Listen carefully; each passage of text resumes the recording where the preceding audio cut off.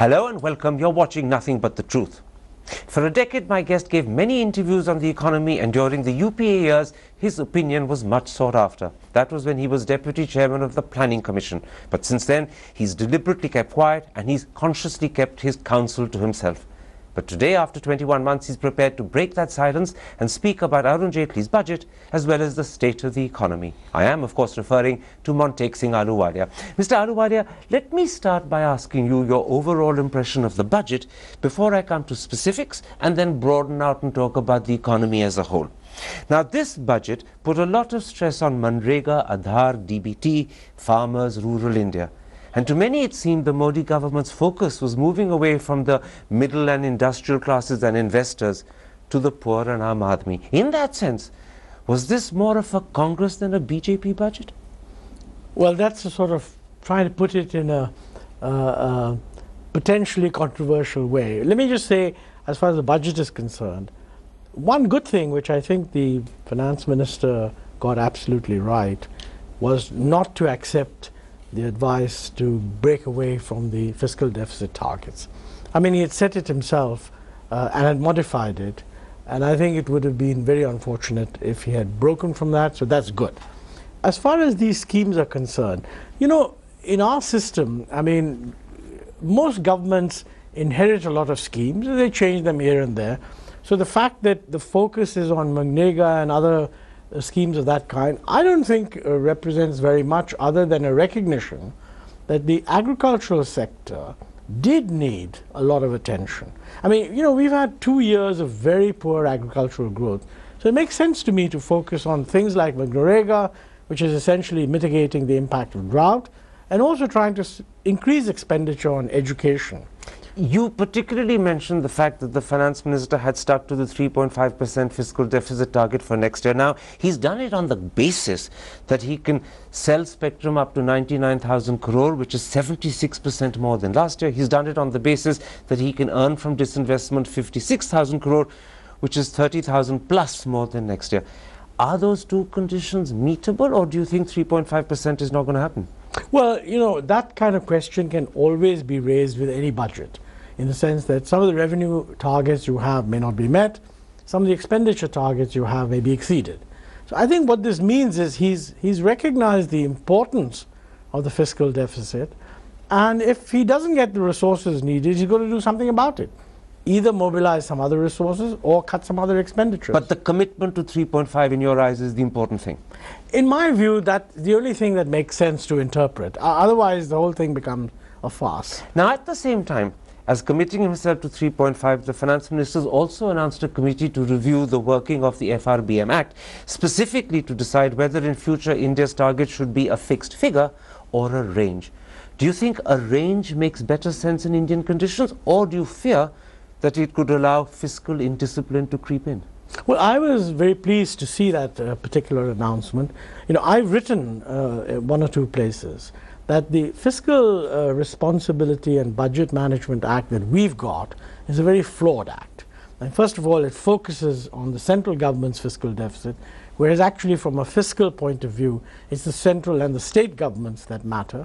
Secondly, we really ought to have a fiscal trajectory that's clearly linked to a debt sustainability analysis. This one isn't. I mean, 3% came from somewhere, and it has just been enshrined then onwards. So the idea of reviewing is a very good one. I'm not sure what you mean by a range. I mean, I think what people have in mind is a flexible kind of targeting where you set a target in terms of what would be called the structurally adjusted fiscal deficit. That means that if for some exogenous reason growth turns out to be much lower than you thought, then you would actually modify the target accordingly. So do you approve of the idea of a range rather than a fixed figure? Well, I approve of the idea of setting a framework in which you can have a structurally adjusted deficit, which, if things change in the course of the year, gets modified. But it should be modified in a predetermined way. And a range seems to imply that as long as it's somewhere between A and B, I'm all right. That's not what I have in mind. Now, this budget was announced at a time when there is particular concern about the reliability and credibility of the way India measures GDP. Do you believe this is an economy that's growing at 7.6, which is the government's latest figure, or do you fear that when you look at the ground, and you look at credit offtake, company profits, company earnings, exports, etc., it's nowhere near 7.6. Well, I think that's a very legitimate point, and let me say up front, I share the view of many people that it doesn't feel like 7.6%. We should be clear there are two numbers there. First of all, the official numbers. It's 7.6 is the GDP at market prices, which includes taxes, indirect taxes. The GDP at factor cost, which is what people normally think of, is only 7.3. Nevertheless, it is an increase over the previous year, which was about 7.1. But the really surprising thing is that manufacturing in the new numbers is supposed to have gone up from 5.5 in the previous year to 9.5 in the current year. And quite honestly, I find that difficult to accept. Now, the good news is that the Central Statistical Office have set up an official committee to go into these numbers. So they've recognized that there's some problem there. And I think they should come out with a report as quickly as possible to settle all these doubts. Now, the second thing is that this budget was announced at a time when there is particular concern about private investment, about exports and rural distress. Arguably, the finance minister has tackled the rural distress part of it. But do you think he's done enough to kick up private investments and to boost exports? Well, you know, I'm glad that on the rural distress side, there's some focus, which you say, whether that's going to be enough to settle rural distress is another matter altogether, because you need to do a lot more in agriculture. Do you have doubts on that score? I'm not sure what's being done on agriculture, but that's not budget related. See, remember, agriculture is actually a state subject.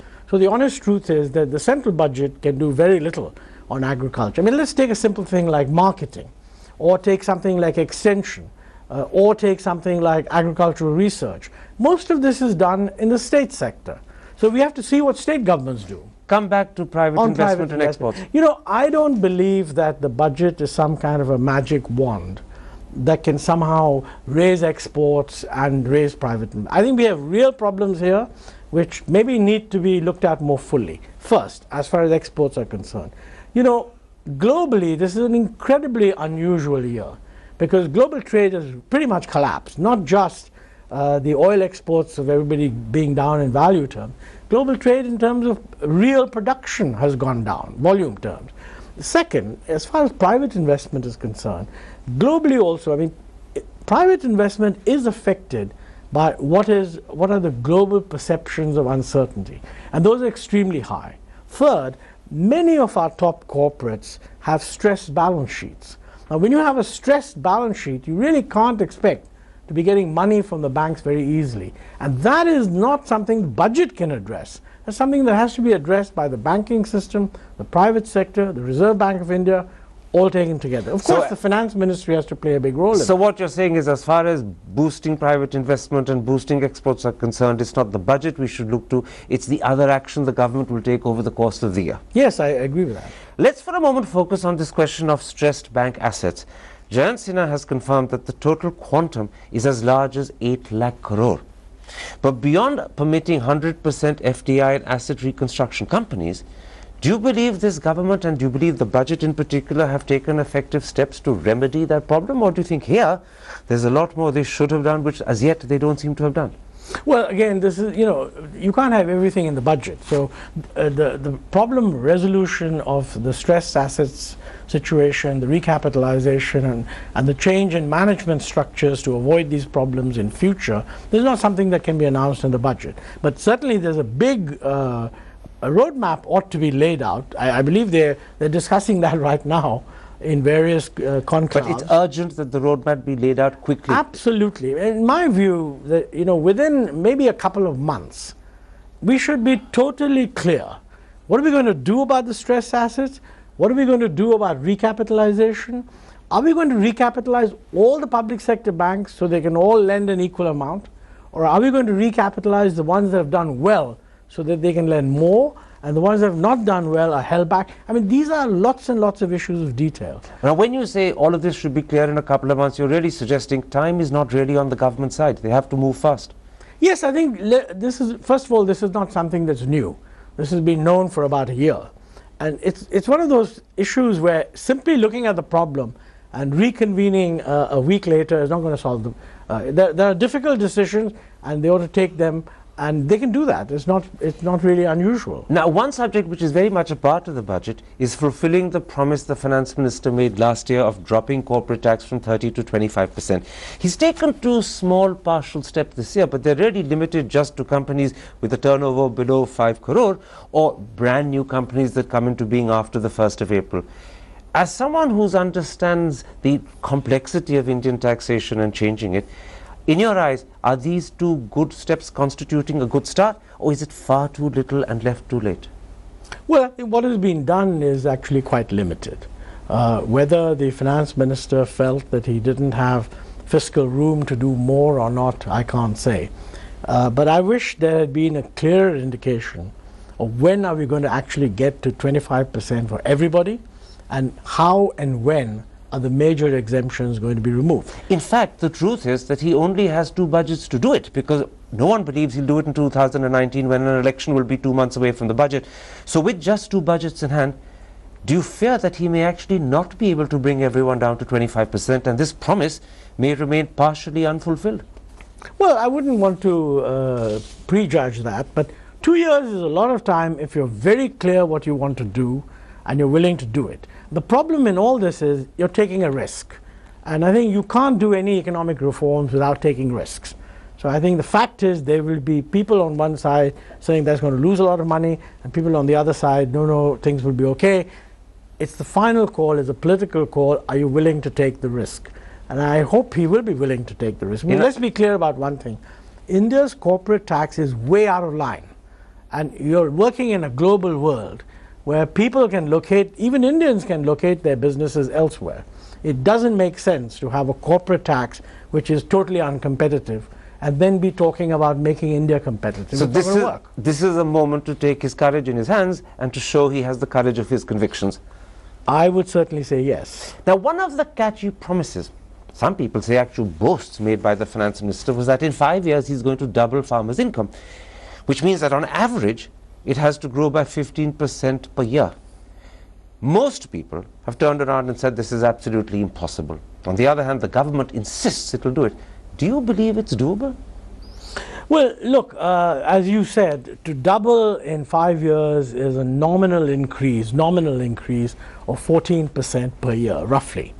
I think agriculture in real terms, the probability of agriculture growing much faster than 4% is very low for a large swathe of agriculture, okay? Now, obviously, if inflation is let loose, then 14% a year is perfectly possible. But I'm assuming that you've got an inflation target, which you've set for the Reserve Bank of India, and no price can depart too much from it. So if that inflation target is around 4%, then you're talking about a 10% per year growth over a 5-year period. Impossible. Incredibly difficult, certainly. You know, let me say one thing. You can always do it in some model farm where you start off at very low level. But not nationwide. Not nationwide. Now, the finance minister got a lot of flack, both at home and abroad, on television and in the pink papers, for failing to reverse and revoke Pranab Mukherjee's 2012 retrospective tax amendment, popularly known as the Vodafone tax. He said that he's promised he's never going to impose it, but people turn around and say politicians make promises to break them. Now, this was a measure that was passed when you were in government. You've defended it when you were Deputy Chairman of the Planning Commission. So what I want to ask you is this: was Arun Jaitley right not to reverse it, or has he made a mistake and should he have bitten this bullet and cleared the deck? Tough one to answer, because when you say I defended it, as you say, I was in government then. And what I remember saying to you is that the mere fact that it's a retrospective amendment is not something that rules it out. All countries do some retrospective amendment. The thing about that particular one, which I think made it the most dubious, is that it was an amendment which tried to overcome a Supreme Court judgment. Two Supreme Court judgments. Very regrettable, and it would have been better if it had not been done. Now, whether the minister could actually reverse it or not, or he has some other way of solving the problem through arbitration, this is something he has to decide. It is true that that issue keeps coming back. I don't know how easy it is to convey the seriousness of the intent that we'll never do it again. One more question about the budget. Many people are intrigued by the announcement that the government will permit 100% FDI in the marketing of food products produced in India. And people wonder whether this is a small backdoor that's opening that might in due course lead to the government looking much more favorably upon 100% FDI in multiple retail. As you know, the government didn't reverse your government's policy on FDI in retail. They've actually allowed it to continue, but they haven't encouraged people to come in. Now, with this new move in terms of FDI in marketing of food products, do you see a backdoor opening for the other? Well, I wouldn't call it a backdoor opening. It's certainly a rethinking, and certainly a signal which suggests that the earlier move was actually a good one.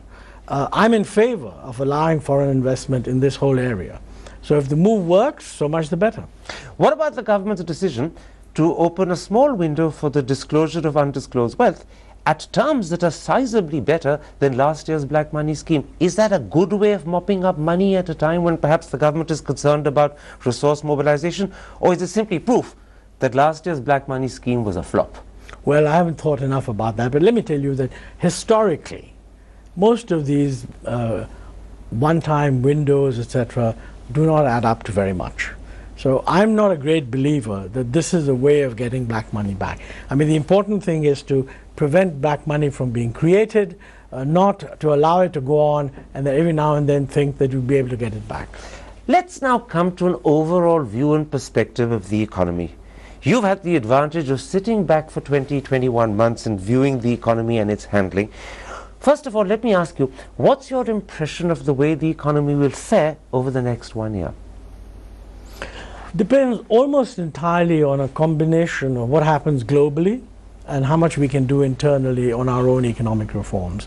I mean, we discussed earlier what the growth rate of the economy was, and I said that, you know, the lower number on the official side is 7.3. Most people feel that it doesn't fit in with ground level. It could be lower.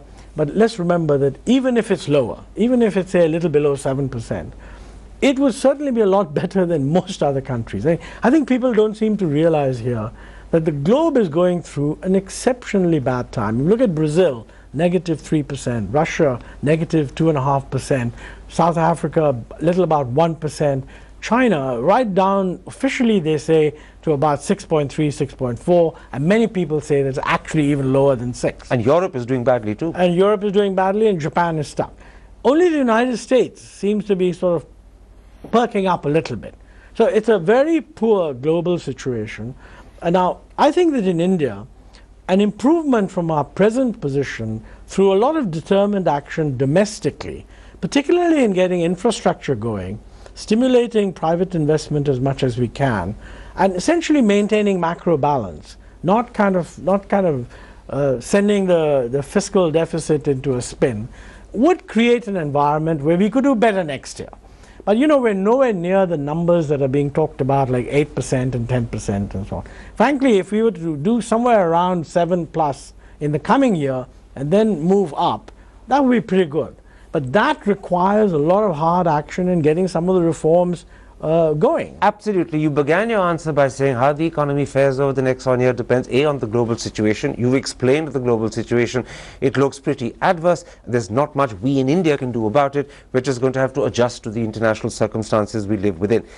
But now the second factor is getting internal reform going.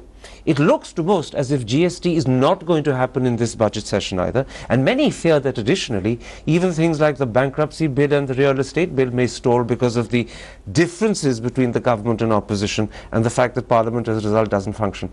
Are you worried that if GST stalls, bankruptcy doesn't happen, real estate doesn't happen, that would have a very damaging impact on the economy? Well, I think if all these things don't happen, it will have certainly a slowing down effect on the economy. I mean, look, the difference between chugging along at maybe 7, maybe a little below 7, and getting up to something into the 7.5 range depends very much on a stimulation of investment in infrastructure and visible progress in reforms. Now, if we get a lot of infrastructure investment, not that much progress in reforms, we have a little more time. But you know, I don't see that, I mean, how this is to be done in a democracy. I mean, this is for the government and the opposition to sit down and work out and try to evolve a consensus. Absolutely. Indian political parties mustn't let the legislative process become dysfunctional to the extent that the economy suffers. They must sort out the differences so that agreed reforms can happen. Yep. Let me talk briefly to you about GST. Many would say that the key difference, I know that there are actually three areas of difference between Congress and the government, but the key difference is over this question of whether there should be a cap on GST, and then B, whether the cap should be written into the Constitution. First tell me, do you believe there should be a cap? Well, having a cap is not a bad idea as a signal that, look, we're not going to kind of go beyond a certain level. But whether you put it in the Constitution or you can put it in the GST bill itself, this is an open matter of choice. I don't know how strongly the political positioning is on this. Well, Arun Jaitley's position is that a cap in the Constitution means that it's going to be almost impossible to change. And if you have, say, for instance, a flood or a cyclone somewhere and you need to raise money for Tamil Nadu, you're going to have to start changing the Constitution or resort to special levies and cesses, which is not a good idea. On the other hand, Mr. Chidambaram turns around and says it has to be in the Constitution, and he says that if the professional tax cap can be in the Constitution, why can't this? Where do you stand on that debate? Well, I think this is something where we're at an early stage where the two sides are taking positions. Well, not at an early stage. They've been quarreling over this and delaying the bill for sessions. Yes, but there are two, it's not very clear to me, by the way, that the other two issues have been resolved. Because if this was the only issue... And well, Arvind Subramaniam has more or less indicated that the 1% interstate entry tax should be done away with. Arvind's committee... And on the dispute resolution mechanism, Mr. Jaitley is willing to implement one of the file notings of Mr. Chidambaram, which is in the initial stage. The Council of States will consider it. But if they can't come to a method of handling it, then they will appoint an expert committee, but it will be non-judicial. Well, I don't know, for example, how much of this has been actually communicated. Let me say, Subramaniam's committee report, you're absolutely right, this 1% should go. That's clear. I mean, that 1% is really an abomination. The dispute resolution mechanism, perhaps it can be resolved. If the only issue is the cap on the Constitution, on the rate, my personal view is that putting the cap in the Constitution may not be necessary. We don't normally put tax rates on it. For example, you could say the same thing about the income tax. The professions tax is a unique kind of tax because nobody's ever tried to use it to mobilize anything. So I feel that there is a logic to a cap. If it can be done in the GST bill itself so that changing it looks something more substantive, then hopefully they can find some compromise. But I'm not sure, by the way, the other issues have been resolved. All right. Let's come to probably what I think will be the last issue, maybe even the last question in this interview. What is your assessment of the handling of the economy by Arun Jaitley? You know, it's a mistake, I think, to think that the finance minister is handling the economy as if he was running a locomotive and all of it is under his control. I mean, I think you can talk about how's the economy done in the course of the last couple of years. What's your answer to that? My answer to that is it's quite clear that, I mean, the reversal of the slowdown that happened in the last but 1 year of the UPA had already taken place in the last year of the UPA. So there was a kind of, from 5.4 it went up to 7.3. Then it went up to 6.3. Then it went up to 7.1, and this year we don't know exactly what it's going to be. So it's an economy that's turning around. But you know, having turned around, it's been caught by a global turmoil that nobody actually anticipated. Now, one positive thing about that turmoil is that unlike other countries, we are big beneficiaries of the low oil price. So that should be a huge advantage to us. But on the other hand, we are hurt by uncertainty in the global. But in my view, by the way, the important thing is not what happened in the last year or 6 months. There are things on the agenda today. So in my view, the government will be judged by how it handles these. If 6 months down the road there's no progress on any of these, then we've certainly got a problem. So what you're saying is the real test and challenge for Mr. Jaitley begins now. Yes. The things on the agenda today is what he has to handle and handle correctly, and if he doesn't, he will be then considered to have mishandled the situation. Well, he will have missed an amazing opportunity because as the government approaches the last 2 years, then it normally runs out of options. So this is an opportunity he mustn't miss. Absolutely correct. This is in a sense a moment of test for him. If you want to put it that way, yes. Very quickly, Do you think he's capable of the job? Some people fear he's not a natural-born economist. I don't think you need to be a natural-born economist to be a finance minister. As I said earlier, he has the best possible advice he can get. He can get other advice. The key thing is the government has to take some risks. Whatever it does, whether it's in the area of bank, how do you fix the banks, how do you do the restructuring of assets, what do you do in political management, there is an element of political entrepreneurship and political risk. In other That's words, what you really need. Bite the bullet. You have no option but to do so. That would be a good way of putting it. Montek, Ahluwalia, a pleasure speaking to you. Thanks, Sarkar.